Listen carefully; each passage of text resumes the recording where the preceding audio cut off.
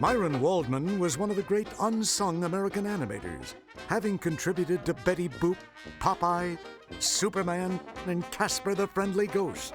He cut his teeth at Fleischer Studios back in 1931, his career culminating in 1997, when he was presented with the Winsor McKay Award for Lifetime Achievement in the Field of Animation.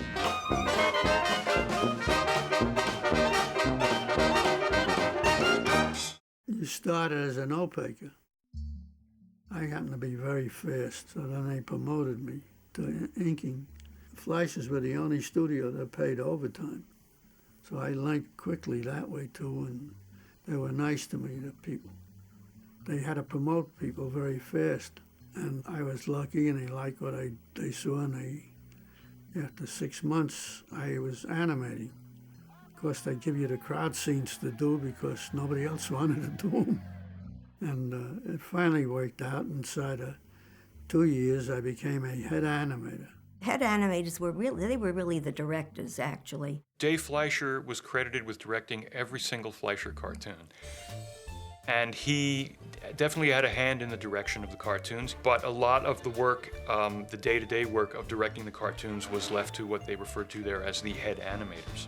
They had to be responsible for, approving the recordings because, you had to have a dialogue, recorded dialogue first, and then Myron would map out the whole picture. They would be known as thumbnail sketches. They would choose the camera angles, the camera setups, and make sure that everything was going to fit together, and they would hand the work out to the animators and approve it. Dave, I considered him the best gag man I ever knew, and he knew what he was doing. Some people found him a little aggressive. I didn't. I get along very well. In fact, he once told me, your criticism hurts, but you tell the truth. Max, of course, was a perfect gentleman all the time. I never heard him raise his voice. They asked who helped him with Betty Boop. He gave a list of 4 names, and he included me, too. She was a dog. And when I say dog, it's the animal. She had long ears. What bothered me, that her eyes were a block apart, You could drive a train. We gradually pulled them closer, and it worked. And she didn't always have that pout when she was in a pleasant situation. So we started doing it. And we never used her in profile because it was horrible. But Pudgy, her little dog, that's all my creation. I don't know if he cared for Popeye that much. I mean, he always said, what did he ever see in olive oil, first of all? He thought Popeye had poor taste in women. And Myron never cared for the violence that much, and I think Can You Take It, there was a lot of violence in that one. Oh, yeah. Can You Take It? I did it with Tom Johnson. It was something about Popeye wanted to join their club, and they wouldn't take him because he knew out there, and they beat the hell out of him, Then he's supposed to go through initiation, see? So there was a big folding case that had knives in it, enough to kill anybody and he walks in, and they're laughing happy, and you hear the thing grind to a halt, and it opens up. The knives are all bent, and he's all right.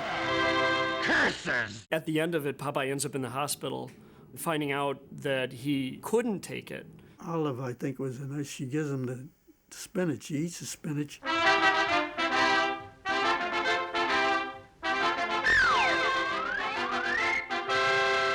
And pops right back up and destroys everyone.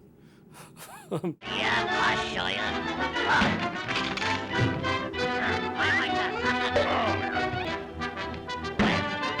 Most of the series is a lot of fun to watch. You get the idea that these were fun films to make. He liked he did the one called, I think it was called The Hawaiian Birds, and he did Mr. Bug Goes to Town. He liked the ooh and ah pictures. Those were his favorites, all with happy endings. I do remember one where Seymour Nitel came over. He said, who did that animation? Thinking it was one of the Coast guys that came in. I said, I did.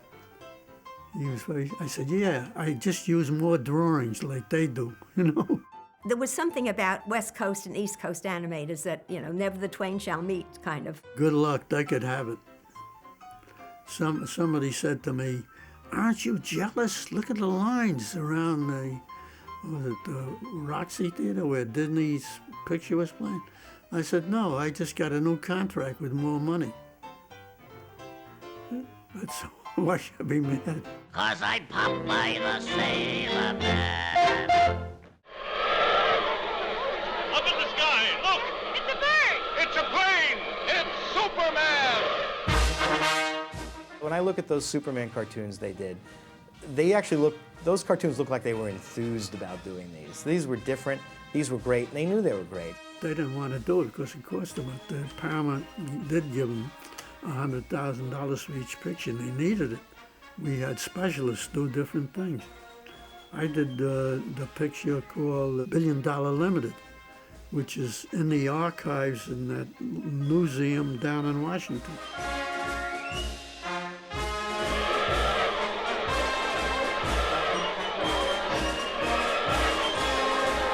Oh, they went over big, you know.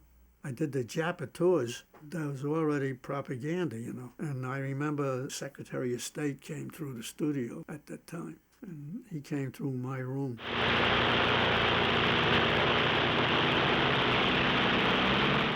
Attention, all pilots. Giant bomber being stolen.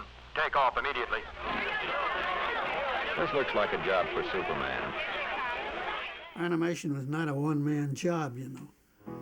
You had very good background artists, and we had terrific musical directors. You laid out a picture, it was like laying out a musical. He said what made him such a success, and when I say success, I don't mean money-wise, I mean inner contentment is success as far as I'm concerned. And he said that what made it so good for him was that he loved his work. He just loved it, really. Till the very end, he just loved drawing.